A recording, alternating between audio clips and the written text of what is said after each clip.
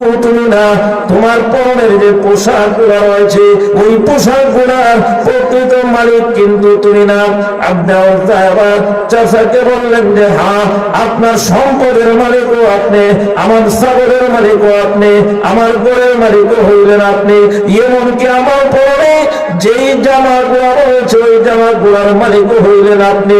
চাচা এবার বললেন তাহলে আমার মালগুলো আমাকে ফিরায় দাও। ঘর ফিরায় দিলেন, বাড়ি ফিরে দিলেন, সম্পদ ফিরে দিলেন, সর্বশেষ উনি ওনার পরনের জামাগুলি ফিরে দিলেন। এমন অবস্থাতে উনি মায়ের দরবারে যাইয়া হাজির হয়েছেন।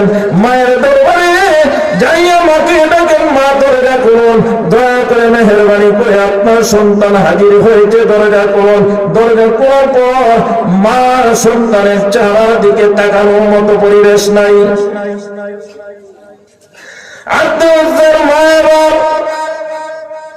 চক্ষুটাকে বন্ধ করে জিজ্ঞাসা করেন, হে আমার কলিজার টুকরা সন্তান, তোমার এমন অবস্থা কেন? এবার বললেন, মা আমার চাচা আমার সব কিছু রাইখা দিয়েছেন। মা গো, দুনিয়ার সম্পদ আমার যথেষ্ট অর্জন হয়েছে, আর কয়দিন দুনিয়ায় বাঁচবো, কিন্তু আমি দেখলাম পরকালের সম্পদ আমি অর্জন করতে পারি নাই। মা আমি আর আপনাদের সাথে মূর্তি পূজায় থাকবো না, নবীজির দরবারে কালিমা পড়ে পরকালের আখিরাতের সম্পদ আমি অর্জন করতে চাই।